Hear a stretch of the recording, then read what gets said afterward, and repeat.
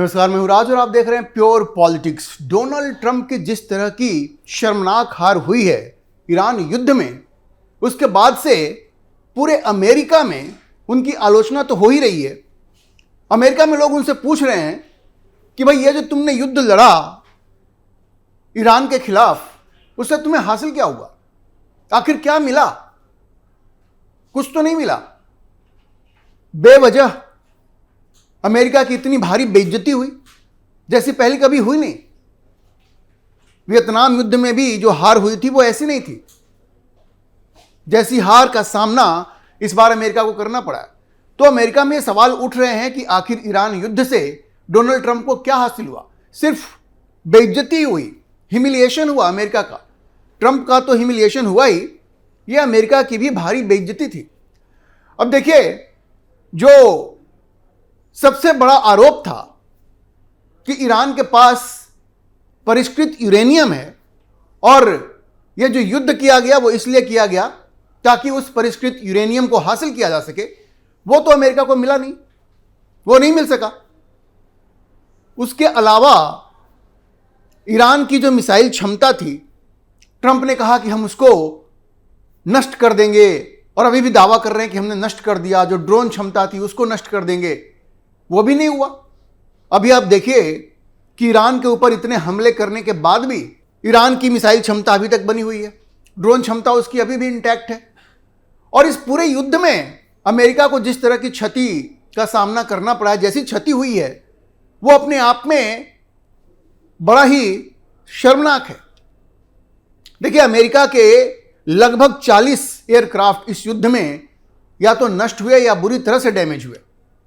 ये वही Donald Trump हैं जो भारत और पाकिस्तान के बीच जब युद्ध हुआ था तो कहते थे ब्यूटीफुल प्लेन्स वे डाउन्ड, और हमने युद्ध विराम करवा दिया। कभी 8, कभी 10, कभी 11।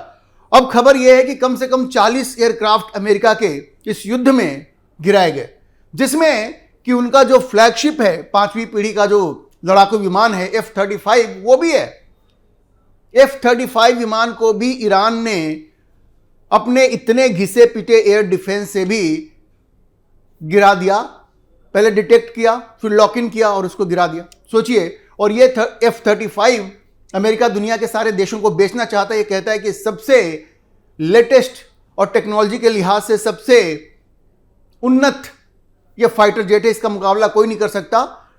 जिस F-35 को अमेरिका ये कहता रहा कि इसका मुकाबला कोई नहीं कर सकता, उसको ईरान जैसे देश ने मार गिराया। इतना ही नहीं, F-15 जो कि यूएस एयरफोर्स का एक बहुत ही बेहतरीन एयरक्राफ्ट है, कम से कम 4 F-15 को ईरान ने मार गिराया। और एक की स्थिति तो ऐसी हुई कि उसके दोनों जो पायलट थे, दोनों इजेक्ट करके वहां से बाहर निकले। दोनों की जान बचानी पड़ी। एक को तो खैर आसानी से बचा लिया, दूसरे को बचाने के लिए बहुत लंबा अभियान चलाना पड़ा अमेरिका को। तो आखिर मिला क्या इस युद्ध से? कुछ तो नहीं मिला। ईरान तो और उसका मन बढ़ गया है। स्थिति यह हो गई कि ट्रंप को यह समझ में नहीं आ रहा था कि इस युद्ध को कैसे खत्म करें। और देखिए, मैंने पहले के कई वीडियो में भी कहा है कि ऐसा नहीं है कि ईरान के पास कोई बहुत ज्यादा मिलिट्री कैपेबिलिटी थी, ऐसा नहीं है। ट्रंप इस युद्ध को इसलिए हारे क्योंकि उनके पास कोई क्लैरिटी नहीं थी कि इस युद्ध में वो चाहते क्या हैं, ऑब्जेक्टिव क्या था युद्ध का, यह उनको मालूम नहीं था। अगर आप ईरान में सत्ता परिवर्तन कराना चाहते थे, जो पहले इन लोगों ने कहा और अभी भी कहते हैं कि हमने सत्ता परिवर्तन करा दिया। कैसे कराया भाई? अली खामनेई नहीं रहे तो उनका बेटा मुस्तफा खामनेई आ गया। तो ये कैसे सत्ता परिवर्तन हुआ? आप सत्ता परिवर्तन भी नहीं करा सके, तो आखिर इस ईरान युद्ध से आपको हासिल क्या हुआ? ये जो मुस्तफा खामनेई है, ये तो उससे भी खतरनाक आदमी है। तो ना तो जो एनरिच्ड यूरेनियम था वो आप हासिल कर पाए, ना आप सत्ता परिवर्तन करा पाए, ना ईरान की मिसाइल क्षमता को आप नष्ट कर पाए, ना ही उसकी ड्रोन क्षमता को आप नष्ट कर पाए। इसके उलट यूएस एयरफोर्स को जितना नुकसान हुआ, F-35 जैसे विमान को ईरान ने मार गिराया, F-15 को मार गिराया। और आज की तारीख में जैसे ही ईरान ने देखा कि ट्रंप अब युद्ध से भागना चाहता है, ईरान का मन तो और बढ़ गया। आप सोचिए कि जो स्ट्रेट ऑफ हॉर्मुज पहले सबके लिए खुला हुआ था, अब ईरान ये कह रहा है कि ये स्ट्रेट ऑफ हॉर्मुज तो हम खोलेंगे। ये ट्रंप जो कहते हैं ना कि हमने ये सीज फायर इसलिए किया क्योंकि ईरान इस बात के लिए राजी हो गया है कि स्ट्रेट ऑफ हॉर्मुज खोल देगा।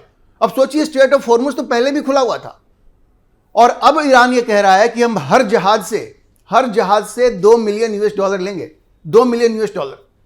और एक एस्टिमेट ये है कि प्रतिदिन कम से कम 120 जहाज स्ट्रेट ऑफ हॉर्मुज से गुजरते हैं। 120 जहाज, मतलब अगर एक दिन का देखा जाए तो ऑन एन एवरेज औसतन $240 मिलियन ईरान उससे कमाएगा।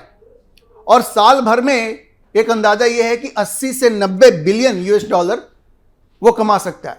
मतलब उसकी जीडीपी में सालाना 80 से 90 बिलियन की बढ़ोतरी होगी सिर्फ स्ट्रेट ऑफ हॉर्मुज से, ये जो टोल वो वसूलेगा उससे। तो ईरान की तो बल्ले बल्ले है, उसको तो एक खजाना मिल गया है। उसको लग रहा है चलो, वो ये भी कह रहा है कि युद्ध में हमारा जो नुकसान हुआ उसकी भरपाई हम इससे करेंगे, लेकिन भरपाई के बाद ये जो $2 मिलियन हर जहाज से वो वसूलेगा उसके लिए तो बड़ी अच्छी बात है।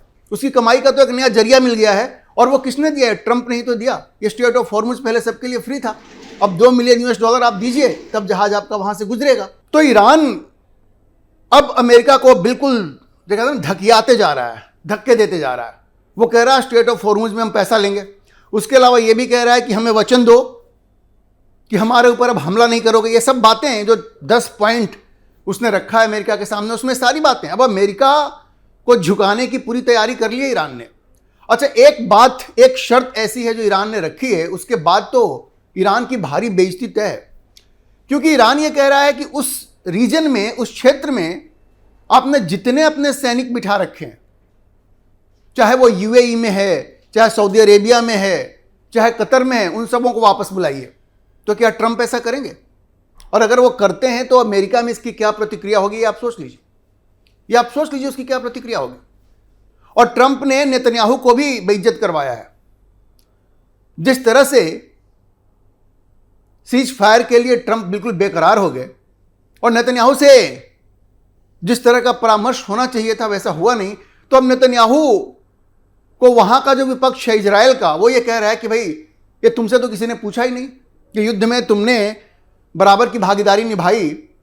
हमले तो सारे इजराइल के ऊपर हुए, ईरान ने तो सारे हमले इजराइल के ऊपर किए, जान माल का नुकसान तो वहां हुआ, लेकिन तुमसे तो ट्रंप ने पूछा ही नहीं। तो ये ट्रंप जो है ये इतना सनकी आदमी है कि उसने सबको मुश्किल में डाल दिया। नेतन्याहू को भी जवाब देते नहीं बन रहा है। अच्छा देखिए, ये जैसे ही सीज फायर की घोषणा तो उन्होंने कर दी ट्रंप ने अपनी जान बचा करके भागने के लिए। शर्मिंदगी उनको इतनी ज्यादा हो रही है कि अब वो मुंह छिपा करके भाग गए। लेकिन ये सीज फायर चलेगा नहीं, क्योंकि जेडी वैंस जो वहां के उपराष्ट्रपति हैं उन्होंने भी कहा कि ये फ्रेजाइल सीज फायर है। मतलब ये बहुत सॉलिड सीज फायर नहीं है, इसमें बहुत सारे लूप होल्स हैं और वो सारे लूप होल्स अब दिख रहे हैं। पहले तो ईरान ने कहा कि हम $2 मिलियन हम वसूलेंगे हर जहाज से, लेकिन ओमान जो है, देखिए स्ट्रेट ऑफ हॉर्मुज की एक तरफ ईरान है, एक तरफ ओमान है। पहले ईरान ने कहा कि ये जो पैसा हम वसूलेंगे $2 मिलियन वो हम ओमान के साथ शेयर करेंगे ताकि ओमान भी इनके पक्ष में आ जाए। लेकिन ओमान ने साफ मना कर दिया। उसने कहा है कि ना ना, ये जो फ्रीडम ऑफ नेविगेशन है, हर जहाज को बिना किसी पैसा दिए हुए, बिना कोई पैसा दिए हुए वहां से गुजरने का हक है। क्योंकि इन लोगों ने पहले से ही बहुत सारे देशों के साथ ये समझौता कर रखे हैं कि हमारे पोर्ट से जो सामान आपका जाएगा वो फ्री में जाएगा। तो 2 मिलियन आप कैसे वसूलेंगे? आपके सारे समझौते टूट जाएंगे। तो ओमान ने पहले ही इसका विरोध कर दिया है। तब ईरान के लिए मुश्किल स्थिति आ गई है। भारत ने भी यह स्पष्ट कर दिया है कि भाई, जैसी खबरें आ रही हैं सोर्सेज के हवाले से, कि भारत सरकार का यह मानना है कि स्ट्रेट ऑफ हॉर्मुज से गुजरने के लिए ये $2 मिलियन वसूलने का जो ये नया शिगुफा छोड़ा गया है, ये ठीक नहीं है और ये नहीं होना चाहिए। लेकिन ईरान की जो नेवी है, आपको पता है बुधवार को उसने उस एरिया से गुजरने वाले जहाजों को यह मैसेज दिया है, क्या पक्की खबर आई है, स्ट्रेट ऑफ हॉर्मुज से गुजरने वाले जहाजों को यह मैसेज दिया है कि आप बिना ईरान की आर्मी के परमिशन के, आप उनसे बिना बात किए हुए आप आगे नहीं बढ़ेंगे। अगर आप आगे बढ़ते हैं तो आपको नष्ट किया जा सकता है। जी, ईरान की नेवी अब वहां से जो जहाज गुजर रहे हैं उनको यह धमकी दे रही है सीधा सीधा। तो कौन सी मुश्किल में ट्रंप ने सारी दुनिया को डाल दिया है, यह समझ से बाहर है। और एक बात समझिए, यह अमेरिका की कितनी बड़ी हार है। अमेरिका ने हमेशा फ्रीडम ऑफ नेविगेशन को एक बड़ा मुद्दा बनाया है। ये देखिए इंडियन ओशन में भी चाइना के खिलाफ भी जो वो कहता है ना कि चाइना अपने पड़ोसियों को धमकाता रहता है, समुद्र में उनके जहाज को परेशान करता है, अटैक करता है, तो वहां पे क्या मुद्दा बनाया था। और क्वाड का भी एक बहुत बड़ा मुद्दा ये रहा है, क्वाड जो फॉर्मेशन है उसका भी एक बहुत बड़ा मुद्दा रहा है कि फ्रीडम ऑफ नेविगेशन हर देश के पास होना चाहिए। लेकिन यहां तो जो फ्रीडम ऑफ नेविगेशन है स्ट्रेट ऑफ हॉर्मुज में, अब उसी पे ग्रहण लग गया है। ईरान कह रहा है हम पैसा वसूलेंगे, क्योंकि उसका मन बढ़ गया, उसको लग रहा है हमने तो अमेरिका जैसी बड़ी शक्ति को वहां से मार भगाया है, तो अब हमारा ये हक बनता है, हम यहां पैसा वसूलेंगे। तो देखिए उस पर अभी बहुत कुछ होने वाला है, वहां पे बहुत कुछ होने वाला है। और ये युद्ध विराम, ये सीज फायर 2 सप्ताह के लिए है, लेकिन ये आगे बढ़ेगा इसमें बड़ा संदेह है।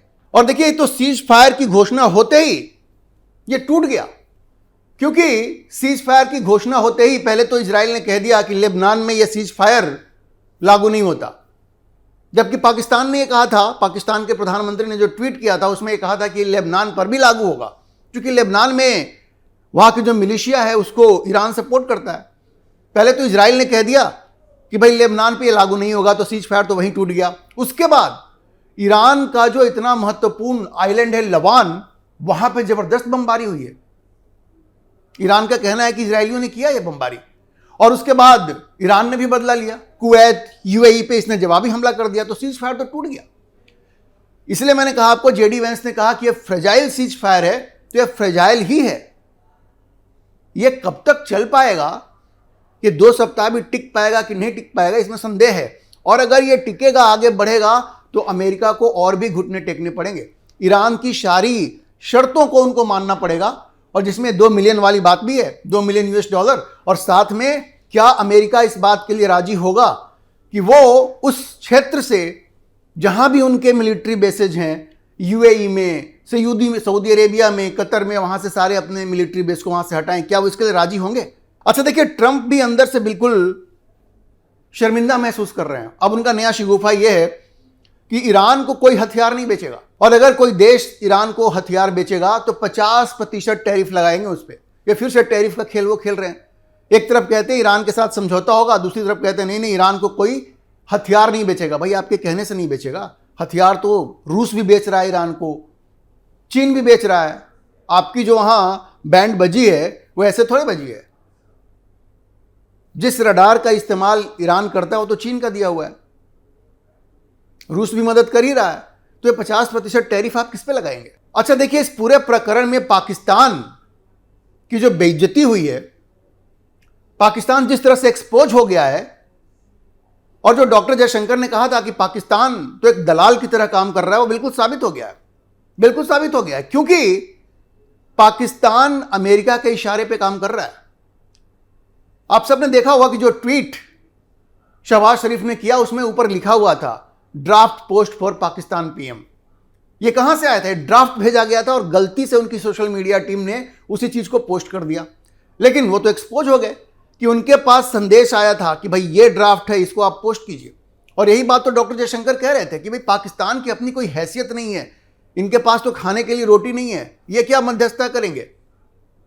लेकिन ये सोशल मीडिया पोस्ट ने दिखा दिया कि पाकिस्तान वास्तव में एक दलाल ही है, जैसा कि डॉक्टर जयशंकर ने कहा था। ये पोस्टमैन है, उधर का मैसेज उधर करो, उधर का मैसेज फिर उधर भेजो, यही इनका काम रह गया है। और उसके बाद ये सबसे जाके पैसा मांग लेंगे, कहेंगे कि भाई हमने तो युद्ध विराम करवाया, अब अमेरिका को बोलेंगे कि हमें आईएमएफ से पैसा दिलवाओ, ईरान से भी कुछ पैसा ले लेंगे। लेकिन इस पूरे प्रकरण में पाकिस्तान के साथ जो सबसे समस्या वाली बात यह है कि उसने संयुक्त अरब अमीरात और सऊदी अरब दोनों को नाराज कर दिया है। क्योंकि संयुक्त अरब अमीरात और सऊदी अरब दोनों ये चाहते थे कि ईरान की तो बैंड अच्छे से बजनी चाहिए और ईरान में सत्ता परिवर्तन होना चाहिए। ये दोनों देश और कतर भी अमेरिका को इस बात के लिए उकसा रहे थे कि किसी भी तरह से इस खामनेई परिवार को वहां से बाहर निकालो और सत्ता परिवर्तन करो, जो कि हो नहीं पाया। और अब वो देख रहे हैं कि ये जो पाकिस्तान है जो सीज फायर करवा रहा है, मतलब ईरानियों की मदद कर रहा है, तो संयुक्त अरब अमीरात ने तो $2 बिलियन जो दिया था वो तो वापस ले लिया है। और सऊदी अरब भी कह रहा है कि तुमने हमारे साथ जो डिफेंस पैक्ट किया था कि एक देश के ऊपर हमले को दूसरा देश अपने के ऊपर हमला समझेगा, तो तुम हमें तो बचाने आए नहीं। तो ये दोनों देश जो उसको पैसा देते रहे हैं वो अब उसको पैसा देंगे, इसमें संदेह है। तो इस सीज फायर में ये पोस्टमैन की भूमिका निभाते निभाते और ये दलाल की भूमिका निभाते निभाते पाकिस्तान एक नई मुसीबत में पड़ गया है। और देखिए, भारत के जो विदेश मंत्री हैं डॉक्टर जयशंकर, वो अब संयुक्त अरब अमीरात जा रहे हैं 2 दिन में, और एक नया इक्वेशन आप देखें कि वहां बनेगा। सऊदी अरब और संयुक्त अरब अमीरात दोनों अब भारत के साथ ज्यादा मित्रता करेंगे, क्योंकि पाकिस्तान से उनका मोह भंग हो गया। उन्होंने देख लिया है कि ये किसी का सगा नहीं है, किसी के साथ ये खड़ा नहीं रहेगा। और जहां तक भारत की बात है, प्रधानमंत्री मोदी ने बिल्कुल अपना कार्ड बिल्कुल सही खेला है। इजरायल हमारा मित्र देश है और उसके साथ मित्रता बरकरार रही है। ईरान के साथ भी भले ही भारत ने खामनेई की जो हत्या हुई तो उसकी निंदा नहीं की, लेकिन जो मदद होनी चाहिए थी ह्यूमैनिटेरियन ग्राउंड पे, वो सारी मदद भारत ने की है। इसलिए ईरान के साथ भी रिश्ते ठीक हैं। भारत के लिए जरूरी यह है कि ये मध्यस्थता कराना, दलाली करना, ये भारत का काम नहीं है। भारत को अपनी इकोनॉमी और अपने डिफेंस पे ध्यान देने की जरूरत है। और अंत में एक बात मैं आपको कहूंगा कि इस पूरे प्रकरण से भारत के लिए एक बहुत बड़ा सबक है। देखिए, जिस तरह से अमेरिका ने ईरान पे हमला किया है और ईरान एक तरह से मजबूरी हो गया, अब वो तो ग्राउंड ट्रूप्स वहां पे नहीं गई, वरना अमेरिका और भी मुश्किल खड़ा कर देता उनके लिए। एक चीज बहुत जरूरी है, आपके पास वो क्षमता होनी चाहिए कि जरूरत पड़ने पे आप अमेरिका के ऊपर भी अटैक कर सकें। अगर वो आपके ऊपर अटैक करे तो वो तो आपके आकर के कहीं भी किसी पड़ोस में बैठ जाएगा, पाकिस्तान में आके बैठ जाएगा। तो ये जरूरी है कि भारत बिना कोई देरी किए हुए इंटरकॉन्टिनेंटल बैलिस्टिक मिसाइल डेवलप करे, ICBM, ताकि भारत के पास ये क्षमता रहे कि दुनिया के किसी भी कोने में अगर कोई शत्रु है, शत्रुवत व्यवहार करता है, भारत के ऊपर हमला करता है, तो उसका जवाब दिया जा सके। ये करना बहुत जरूरी है। भारत सरकार को और प्रधानमंत्री मोदी को इस पे ध्यान से और गौर से सोचना चाहिए। अभी के लिए इतना ही। हम इस खबर पर नजर बनाए रखेंगे और आपको अपडेट करते रहेंगे। इस विषय पर आप क्या सोचते हैं, अपनी राय कमेंट बॉक्स में जरूर लिखें। और अगर आपको ये वीडियो पसंद आया हो तो आप इसे लाइक करें, शेयर करें और हमारे चैनल को सब्सक्राइब जरूर करें।